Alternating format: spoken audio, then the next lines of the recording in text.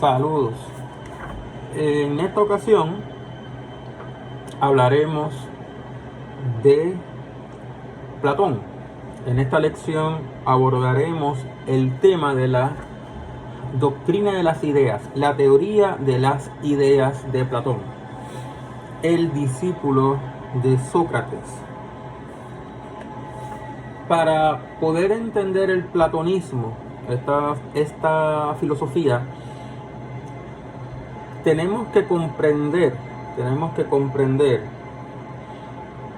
la doctrina de las ideas, porque es el núcleo, es la doctrina central, principal, es la teoría nuclear, ¿verdad?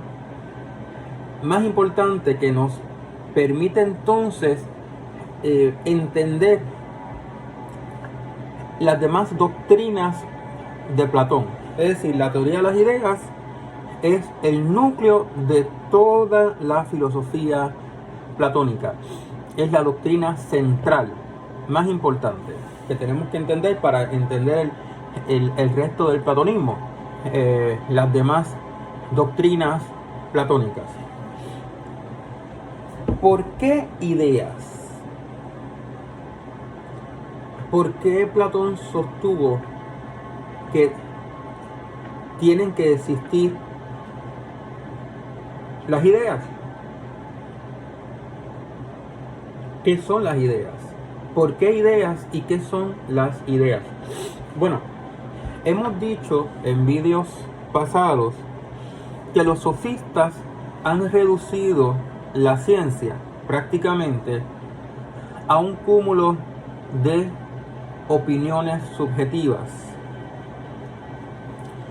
La ciencia consiste en un cúmulo de opiniones pasajeras, opiniones que resultan de las diversas sensaciones que los objetos físicos producen, ¿verdad? Las sensaciones que los objetos físicos de este mundo, que constituyen este mundo, las sensaciones que los objetos físicos producen ¿verdad? En el individuo, en el sujeto. Eso es la ciencia para los sofistas. Para los sofistas no hay verdad absoluta. El conocimiento es relativo al sujeto, a cada sujeto. Y a cada sujeto las cosas se les aparecen de modo distinto. Tienen sensaciones distintas de las cosas. Y por eso la diversidad de opiniones. Opiniones que son pasajeras, relativas, y la ciencia no podría, ¿verdad? Si seguimos a los sofistas, la ciencia no podría aspirar a un conocimiento permanente, a un conocimiento objetivo, verdadero, permanente. Ahora bien, Sócrates, ¿verdad? Hemos dicho que Sócrates tiene un método con el que se puede llegar al conocimiento del concepto, de la definición general, del concepto universal. Para Sócrates, la ciencia, el saber científico es conceptual. El conocimiento de la ciencia es un conocimiento de conceptos. El saber científico es un saber conceptual. Y el concepto, ¿verdad? Cuando lo formulamos, siguiendo, ¿verdad?, el método socrático, que le explicamos en otro video, ese concepto para la filosofía socrática, ese concepto es verdadero, es universal, es general, no corresponde a un solo objeto particular, sino a un conjunto de objetos, ¿verdad?, que tienen unas características comunes, las cuales se encuentran reunidas en el concepto que hemos formulado, siguiendo el método socrático. El concepto para Sócrates es universal, verdadero, permanente, invariable, es decir, no cambia con el paso del tiempo. El concepto de manzana es el mismo hoy, ayer y en el futuro, mañana. Será el mismo concepto, no cambia. Lo que la manzana es, lo ha sido en el pasado, lo es hoy y lo será mañana. Y eso es lo que se expresa en el concepto de manzana, lo que la manzana es. Y eso no varía. Es decir, el concepto es invariable, el concepto no cambia. Pero si no cambia con el paso del tiempo, ese concepto es atemporal, siempre verdadero, es general, ¿verdad? Así que ahí tenemos características del concepto.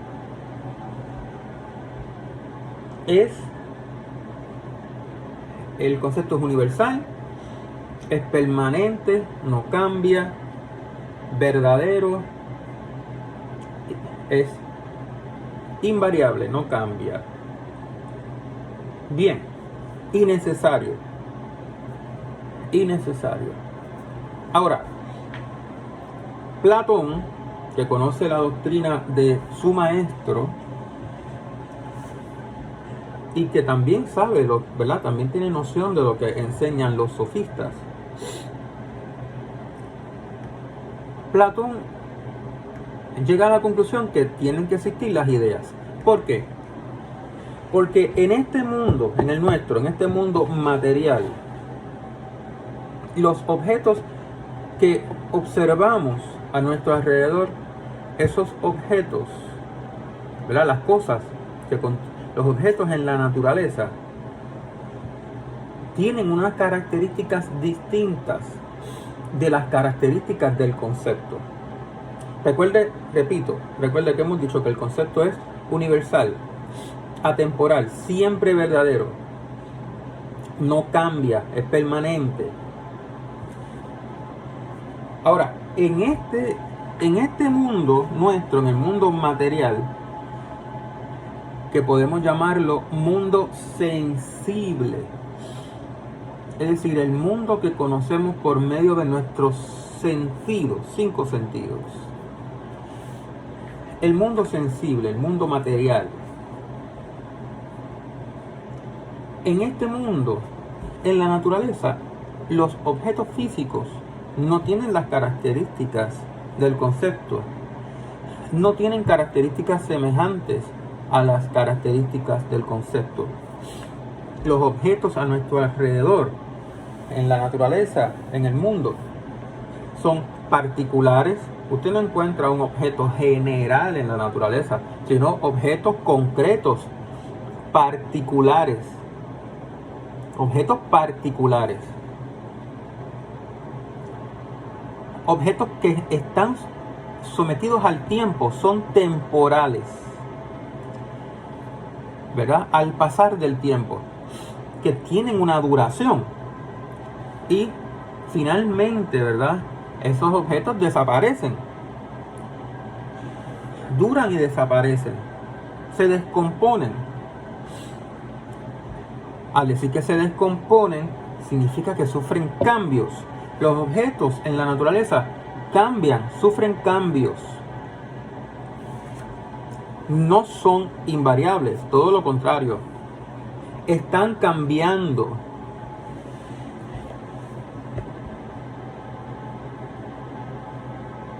Ahora, si seguimos a Sócrates, ¿verdad? Si seguimos la filosofía socrática, la ciencia es un saber conceptual. Si con el concepto sostenemos que tenemos, con el concepto, si sostenemos que tenemos conocimiento de la realidad, si conocemos con el concepto las cosas reales, para que ¿verdad? Para que sea conocimiento, al concepto tiene que corresponderle un objeto conocido. A ese concepto tiene que corresponderle un objeto conocido, porque estamos diciendo que el concepto es conocimiento. El concepto es conocimiento de lo real. Si es conocimiento de lo real, al concepto tiene que corresponderle un objeto real, conocido por el concepto, por ese concepto que hemos formulado. ¿Qué pensamos? Porque el concepto lo pensamos, está en nuestra alma racional, en nuestra razón, formulado por la razón, y está, ¿verdad?, en nuestra alma racional. Pero sucede que en este mundo no hay ningún objeto, ¿verdad? No hay ningún objeto en la naturaleza, en este mundo, que tenga características semejantes, cualidades semejantes, características semejantes al concepto. El concepto es verdadero, general, atemporal, siempre verdadero, eterno en ese sentido, permanente. En este mundo, ese es el concepto, las características del concepto. En la naturaleza encontramos objetos no generales, no universales, sino particulares, concretos. Objetos particulares, concretos, temporales, que duran, tienen cierta duración. Objetos que están cambiando, que duran y desaparecen. Que hoy es cierto que existen, pero mañana ya no es cierto. No son siempre verdaderos, ¿verdad? Entonces hay un problema. Porque en este mundo, ¿verdad? En este mundo no hay un objeto. En este mundo no hay un objeto que corresponda a un concepto. En este mundo, repito, no hay objetos que tengan características semejantes a los conceptos. Para que podamos sostener, ¿verdad?, que con el concepto conocemos un objeto, tiene que existir entre los conceptos y el objeto semejanza de características. Para que haya correspondencia entre el objeto y entre el concepto y el objeto conocido por el concepto, para que haya correspondencia entre ellos, tienen que tener características semejantes.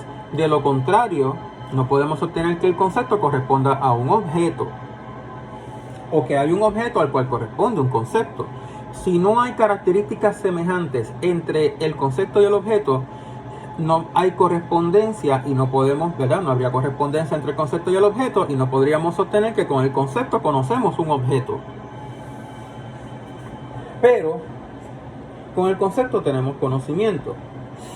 Por lo tanto, ese objeto conocido por un concepto, ese objeto no existe en este mundo. No puede existir en el mundo material, en la naturaleza. Tiene que existir en otro mundo, en otra dimensión, en que los objetos tengan características semejantes al concepto, donde los objetos sean generales, siempre verdaderos, permanentes, invariables, es decir, que no cambien, que sean eternos, como el concepto con el que lo conocemos a ese objeto de ese mundo que no es este. Y Platón le llamó a ese objeto correspondiente al concepto, a ese objeto que no pertenece a este mundo, a ese objeto que conocemos con el concepto, que ese objeto que no pertenece a la naturaleza, a este mundo material, sensible, Platón le llamó al objeto correspondiente al concepto, le llamó idea. En griego, eidos. En griego, eidos, que se traduce al español por idea. Quiere decir que para Platón existen dos mundos. El mundo material, este mundo sensible que está constituido por objetos particulares, temporales, cambiantes, perecederos, impermanentes. Y existe el mundo de las ideas que llegamos, ¿verdad?, al conocimiento de las ideas por la inteligencia. Por la inteligencia. La razón ejercitándose puede, ¿verdad?, recordar las ideas. ¿Y por qué recordar? Porque para Platón, conocer es recordar. ¿Cómo? ¿Cómo que recordar? ¿Cómo que conocer es recordar? Bueno, para Platón, el ser humano es un alma. El ser humano es un alma lanzada a un cuerpo, porque el alma es de naturaleza divina. El alma es como si dijéramos que es un ser espiritual, ¿verdad? Es un ser espiritual. El alma es inmaterial y es semejante en su naturaleza a los dioses. El alma es simple, no compuesta. El alma es inmortal y pertenece a ese mundo de las ideas, que es otra dimensión. No es este universo, no es este mundo. El alma pertenece a esa dimensión, a ese mundo de las ideas, donde habitan las ideas, junto con los dioses y las mejores almas. ¿Por qué aprender es recordar? Porque el alma, antes de ser lanzada al cuerpo, a ocupar un cuerpo en este mundo, el alma existió en ese mundo de las ideas, porque ella es oriunda, es decir, su lugar de origen al que pertenece es ese mundo de las ideas. Ella pudo contemplar las ideas, pero por una falta cometida es lanzada a este mundo material, acá, a la naturaleza, a este mundo, por una falta cometida y tiene que purificarse. Pero ella pudo contemplar las ideas y ese conocimiento que tiene de las ideas, que está en el alma humana, está en nuestra alma. Cuando el ser humano nace, ese momento del nacimiento, ese conocimiento de las ideas que el alma pudo contemplar antes de nacer en forma humana, se olvida en el momento de nacer, se olvida en el momento de salir a este mundo, ¿verdad? De el vientre de nuestra madre. Cuando nacemos, olvidamos el conocimiento. Ahora, olvidar el conocimiento no significa que ese conocimiento desapareció para siempre. Se olvida, pero podemos recordar. Y cada vez que observamos los objetos de la naturaleza a nuestro alrededor, los percibimos. La percepción, ¿verdad? La percepción de los objetos nos ayuda a recordar las ideas. Porque este mundo es una copia, dice Platón, en el diálogo del Timeo. Dice Platón que este mundo el mundo nuestro material, al que usted y yo pertenecemos ahora mismo, estamos existiendo, habitando en este mundo, en el mundo material, ocupando un cuerpo. Nosotros, ¿verdad? Nosotros, recuerde que somos un alma en un cuerpo, ¿verdad? Nosotros somos un alma en un cuerpo. Pues este mundo material es una copia del mundo de las ideas. El Dios platónico, que es el demiurgo,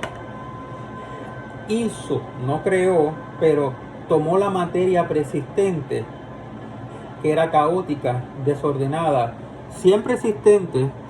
La materia siempre ha existido para Platón, pero el Dios platónico, que él le llama el demiurgo, el artífice, tomó la materia y la tomó y le impuso forma. Le impuso forma. ¿Qué forma? Pues él contempla las ideas y, utilizando las ideas como modelos, forma las cosas que constituyen nuestro mundo. Él es un Dios hacedor. Él hace este mundo, ¿verdad? Utilizando el mundo de las ideas como modelo. Por lo tanto, nuestro mundo es una copia. Nuestro mundo material es una copia del mundo de las ideas. Bueno, hasta aquí. Podríamos seguir abundando, profundizando, hablar muchísimo más del platonismo, pero esto es suficiente por ahora. Hasta luego.